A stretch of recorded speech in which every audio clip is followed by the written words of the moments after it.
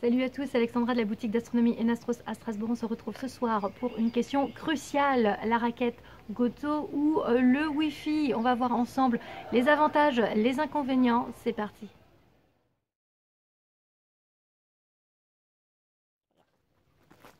Bon, on y est. Déjà, sandwich. On va commencer par la raquette Goto. Batterie de terrain. Câble d'alimentation, 12 volts. Vous pouvez également du coup prendre l'adaptateur secteur. Il faut juste vérifier que vous soyez bien en 10 ampères. Je sais que sur les notices ils disent 3 ampères, mais ça marche pas. Voilà, vous prenez du 12 volts, 10 ampères, vous êtes sûr que votre monture ça ira bien. Donc moi je prends la batterie de terrain Orion à 42 ampères. Ah ouais. Je joue dans la cour des grands, je viens brancher. Voilà, ici, power DC 12 volts. Ici, tac, la loupiote. On allume et on branche. Votre raquette. Vous avez ici deux embouts. Donc vous avez l'auto-guidage et vous vous doutez que ce n'est pas l'auto-guidage, c'est le hand control qui est juste en dessous. Hop, vous branchez, elle s'allume. Initialisation, c'est en anglais. Alors, start to park, yes. Alors, la monture équatoriale, si jamais vous n'avez pas vu les autres vidéos, monture équatoriale, mise en station, vers le nord, inclinaison. J'ai fait donc voilà, ma mise en station, alors toujours approximative, je suis toujours dans le jardin sans l'étoile polaire. On va donc orienter avec la boussole quand j'ai mis en place le trépied, boussole vers le nord, ma monture sur la latitude de Strasbourg, approximativement 49 avec ma vis à l'arrière, j'ai mon aiguille qui indique 49. On met la date d'aujourd'hui. Alors pour la date c'est en anglais, donc on met d'abord le mois et après le jour. Ça veut dire qu'aujourd'hui nous sommes le 8 mai. Si vous mettez 8 à 05, vous allez tomber sur le 5 août.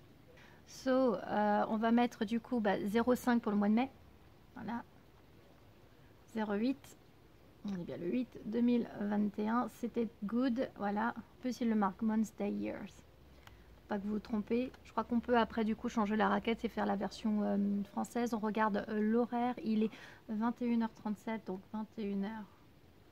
21h37, 38, on passe à 38. 00. Enter. Voilà, il te reconfirme du coup Enter Time, la version américaine avec PM.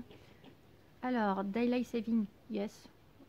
Il les avait déjà enregistrés, parce que j'avais déjà utilisé la raquette. Il vous demande également les coordonnées. Donc vous avez, c'est dans les premières recommandations, donc vous avez Est, donc le E qui s'affiche ou le W pour Ouest. Donc ne vous trompez pas également. Si jamais vous ne connaissez pas les coordonnées, j'ai l'ordinateur sous la main, j'ai tapé sur Google Maps l'adresse de la boutique et donc j'ai vu, je suis donc, il l'affiche tout en haut dans l'HTML, mapplaceenastros @4856, c'est ma latitude. Donc je vous ai dit avant 49, hein, vous avez vu, donc j'arrondis, je suis à 48 et demi. Donc j'ai mis 49 parce que bon, de toute façon le demi il le sait pas. Et après il y a virgule et donc il vous donne la longitude 7,76. Quand je l'avais rentré, j'avais eu, il m'avait pas accepté 16,76, j'ai dû mettre 7,59, donc je sais pas pourquoi. Donc 7,59, ça marche très bien aussi. Voilà. Si jamais, pareil, il vous demande de GMT. Donc c'est bien sûr par rapport à la méridienne de Greenwich. Ici on est en GMT plus 1, donc vous validez, généralement il le propose en GMT plus 1. Donc Enter. Au niveau de votre raquette, donc Enter pour faire entrer, vous avez les flèches pour descendre dans les menus ici en bas, et ça c'est les 4 flèches directionnelles de votre monture. Après vous avez, si jamais, voilà, vous avez tout là-dedans. Parce que je connais pas tout par cœur. Voilà, parce que j'utilise plus la raquette depuis longtemps, donc j'ai dû la ressortir Donc c'est vrai qu'il demande quand même pas mal de choses en amont, la date, l'heure, votre position forcément puisque la raquette ne sait pas où vous êtes situé. Donc ça vous prend déjà, bon là c'est vrai qu'il l'a enregistré donc c'est allé vite. Mais c'est vrai que si vous l'enregistrez pas, ça vous prend déjà quand même 15 bonnes minutes. Surtout que généralement on fait pas ça, on n'a pas forcément d'ordinateur, on n'a pas de réseau. Et quand il vous demande vos coordonnées, vous les avez pas forcément en tête. Donc il faut penser aussi avant de sortir d'aller choper les coordonnées où vous allez faire votre soirée d'observation. On va faire l'étalonnage, donc toujours à l'aide. Voilà, vous avez donc Setup Mode, vous y êtes. Parce que si maintenant j'utilise mes flèches, donc vous voyez, si je descends, donc utilité fonction, il est là-haut. C'est vos 3 rubriques en fait ici. Voilà, et c'est le dernier, je devrais avoir Object List. Et je reviens sur le Setup. Donc Setup, je vois que mon alignement. Donc d'abord quand je rentre, je fais Enter, Date, Time. Voilà, je peux donc réajuster. Site d'observation, voilà par exemple si on regarde, voilà là ici je l'ai, donc cette longitude. Je peux valider. Et là, latitude, pareil, vous avez NS, donc nord-sud. Là pareil, donc ça c'est vos coordonnées. Donc si vous voulez les modifier, c'est dans Setup Mode. Est-ce que pour revenir en arrière, voilà, et là j'ai le marqué, voilà, Setup Time Zone, donc plus 1, c'est ça votre GMT. En fait, ah, et également effectivement aussi, ah, j'avais oublié celle-là, c'est vrai que je l'avais rentrée, cette elevation, comme si on savait à combien de mètres au niveau de la mer on était. En fait, je le sais parce que Strasbourg, sur Stellarium, c'est 145 mètres. Donc j'ai mis 145 mètres plus. Voilà, donc c'est pareil, c'est des petites choses qui sont notées sur Google, mais c'est des infos que vous devez avoir. Voilà, surtout si vous n'avez pas ces informations au moment où vous observez. On va revenir. Alors, pour revenir en arrière, en fait, time, ah voilà, en fait c'est ça. Donc, time, date, observation site, deadline saving, voilà, alignement. Il y est, enter, voilà, alignement méthode. Donc, vous avez différentes méthodes. Vous avez donc l'alignement avec une étoile, l'alignement avec 2 étoiles, l'alignement avec 3 étoiles, sachant que forcément, plus vous allez aligner, si vous allez faire une triangulation de votre ciel, forcément ce sera extrêmement ajusté. Donc généralement on recommande l'étalonnage sur 3 étoiles. Et là ce soir je vais le faire sur une seule. Pourquoi? Parce que j'ai la flemme, tout simplement. Donc je vais faire, donc je peux toujours avec mes flèches directionnelles, attention à ne pas confondre avec celle-là, hein. Celle-là vous les utilisez pas au moment où vous cherchez dans vos menus. Donc Starlight, voilà, Cone Error, NP Error, voilà, donc Star 1, Star aligne. Choose first star, donc choisissez votre première étoile. Donc Arcturus, je ne l'ai pas encore. Bon, j'ai Spica qui est bien placé, sinon j'ai Regulus que je vois également. Donc Arcturus, je ne l'ai pas, donc je vais passer sur la prochaine. Vega, je ne l'ai pas. J'ai un énorme mur. Capella, je ne l'ai pas non plus, j'ai un autre mur. Procyon, je ne l'ai pas non plus. Beltégeuse, ah vas-y, ah, Spica, Pollux, Ténèbres, Régulus. Donc il propose les alphas des constellations les plus connues. Voilà, Pollux, c'est Castor et Pollux des Gémeaux. Procyon, c'est le petit chien. Voilà, donc apprenez aussi à connaître. Voilà, moi je connais les étoiles principales. Je connais un peu mon ciel quand même, un minimum en tout cas. Mais sinon, vous pouvez vous aider du logiciel Stellarium ou les cartes du ciel, très pratique également. Donc j'ai choisi Regulus et je fais Enter. Là on voit la monture qui bouge. Bon, un problème de câble.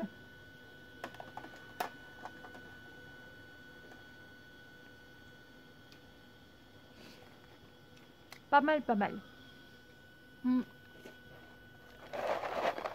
J'ai également les petits bretzels. Je suis une bonne Alsaco. Je vais prendre un oculaire. J'ai ma petite valisette d'oculaire. Toujours les mêmes, hein, le 32, le 25, le 20, le 15, le 10, le 6. Je vais prendre le 20, mon oculaire favori. Mon oculaire qui a 15 ans. Je l'adore. Et il va falloir aligner, en fait, réajuster votre étoile dans l'oculaire. Donc généralement on prend un oculaire qui grossit pas trop et puis on va avec un oculaire un peu plus, on va recentrer avec un oculaire plus grossissant. Donc moi je vais utiliser le 20 mm. Je vais voir si le chercheur aussi est réglé. Alors, hop, tac, on enlève le cache. Je sais pas si vous voyez quand je suis loin. Pas grave. Non, non, je suis pas dedans. Donc là maintenant, donc je suis pas dedans, donc je vais utiliser du coup mes 4 flèches directionnelles pour recentrer. Alors, le piège, j'ai commencé à appuyer sur les 4 touches directionnelles et j'ai l'impression que ma monture ne bouge pas. En fait, elle bouge, sauf qu'elle est sur une vitesse très petite. Donc, la vitesse sur votre télécommande, c'est le 2, c'est marqué right. Donc, vous faites right et vous êtes en 3, vous faites donc 9. Vous passez donc sur la vitesse la plus rapide, enter, et là, voilà, là on le voit, du coup, ça fonctionne. Le chercheur, il était réglé. Oh, gros coup de bol. Du coup, avec le chercheur, j'ai centré mon étoile. Elle n'est pas exactement au centre, donc là, je vais la recentrer. Je vais vraiment la mettre au centre de l'oculaire et après, je vais valider mon étalonnage. Voilà. Donc là, en fait, pour valider, vous tapez sur Enter quand c'est réglé et il y a marqué Successful. Voilà. Donc,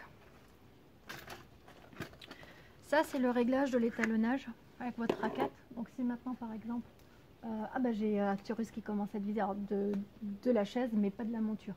Donc, on va se taper, j'ai envie de dire un gros. Je choisis toujours M44. On va regarder ce que je peux faire d'autre.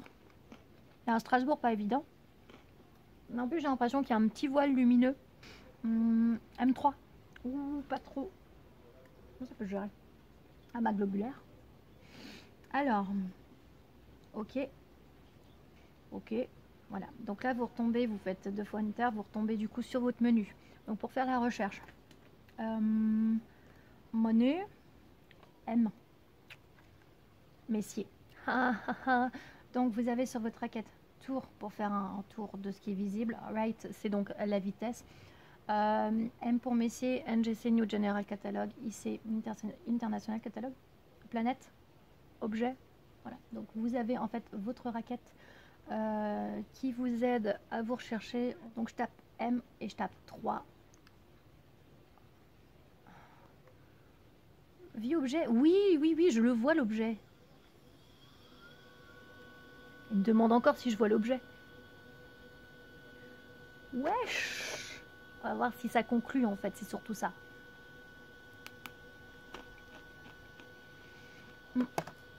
Alors j'avoue que j'utilise super peu la raquette. Moi je suis une inconditionnelle du Wi-Fi depuis 2 ans. Que des problèmes à chaque fois avec la raquette. Mais j'ai bon espoir pour cette fois-ci. C'est peut-être vous qui me portez chance. Putain, on est pas mal, hein. Oh la vache. On est pas mal. On est pas mal du tout. Donc, alors, il faut bien comprendre que j'ai fait l'étalonnage sur une seule étoile. Donc, spécifiquement, en plus, ma mise en station est pas non plus parfaite, parce que forcément, je ne l'ai pas fait sur l'étoile polaire et je ne l'ai pas encore faite avec d'autres étoiles visibles. C'est pas impossible du coup que je ne sois pas encore centrée. Mais plus vous allez faire de recherche et plus du coup vous allez avoir aussi votre centrage qui va se faire. Donc c'est aussi un avantage des montures. Voilà, donc je sais où il est, donc je vais aller le chercher avec l'oculaire. Le régler comme avant, puisqu'en fait il me propose avec les raquettes, je peux donc du coup le recentrer et derrière voir profiter. Donc j'ai centré mon astre et je fais Enter. Non. Bon, en gros, il part du principe que c'est plus un étalonnage. Ça, c'est parce que j'ai l'habitude du Wi-Fi. Donc, il m'a recentré en haut. Bon, de toute façon, il m'a demandé est-ce que tu veux regarder le... Moi, j'ai appuyé sur Enter comme une blonde, donc c'est pas grave. Ce qu'on va faire, c'est qu'on va passer au Wi-Fi et vous allez voir et comparer la différence. Alors, pour ce faire, je vais repartir sur la position parc qu'on avait au début. Donc, je retourne dans le menu. Donc, je fais Escape, Escape, Escape. Pour retomber du coup sur mon choose menu, donc je vais dans utility fonction, puisque bah, c'est dans les... Heureusement que j'ai ma petite fiche. Voilà. Alors, show position, show information, identifie park scope. Voilà, c'est ça. Home position. Et là, il va repartir sur une position normale.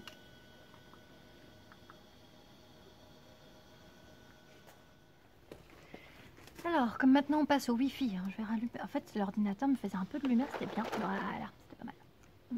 On va éteindre. On enlève la raquette. On la bazarde. Et là, on va venir brancher à la place les petits adaptateurs SyncScan. Voilà. Si jamais il y a déjà des montures qui possèdent le Wi-Fi intégré, nous avons le Wi-Fi, la ZGTI de base, voilà. Mais également du coup les Dobson FlexTube Goto qui depuis 2019 ont les Wi-Fi intégrés. Ça veut dire que les modèles d'avant ne l'ont pas, ils les ont rajoutés.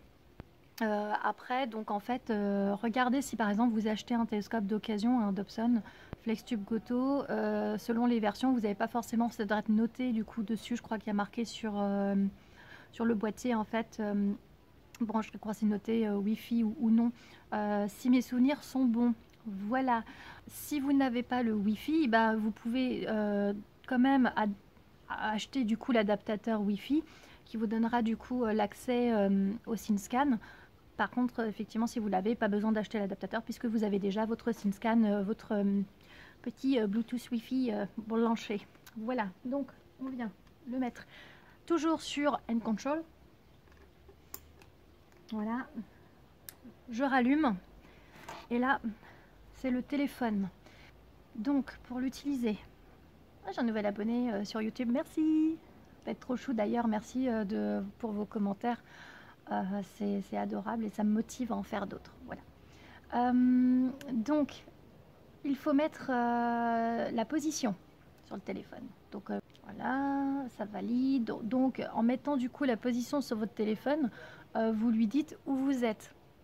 Il faut bien vérifier sur votre téléphone. Ça arrive parfois que le téléphone refuse le GPS. Donc, il faut aller dans vos paramètres. Dans GPS et accepter l'autorisation de partage de votre GPS.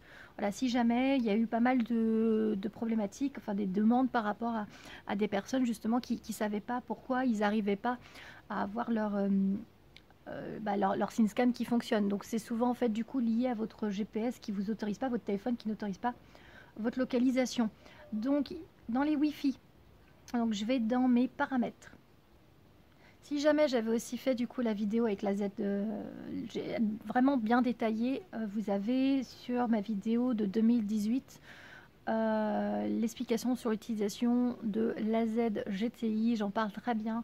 Voilà, donc vous allez dans Wi-Fi, donc là le Wi-Fi il est sur ma box, mais il me propose la SyncScan, donc c'est mon petit boîtier, voilà d'ailleurs qui est allumé, vous voyez il clignote, voilà, je ne sais pas si vous voyez. Donc il clignote, donc il est proposé ici SyncScan, Wi-Fi 194F. Je me connecte, donc je me déconnecte de ma box perso et je vais venir me connecter sur le Wi-Fi. Il va falloir, si vous ne l'avez pas fait, télécharger l'application SyncScan, elle est gratuite. Moi j'ai pris la SyncScan Pro, je me connecte sur l'appli, je fais connecter. Tadam! Et voilà, étalonnage.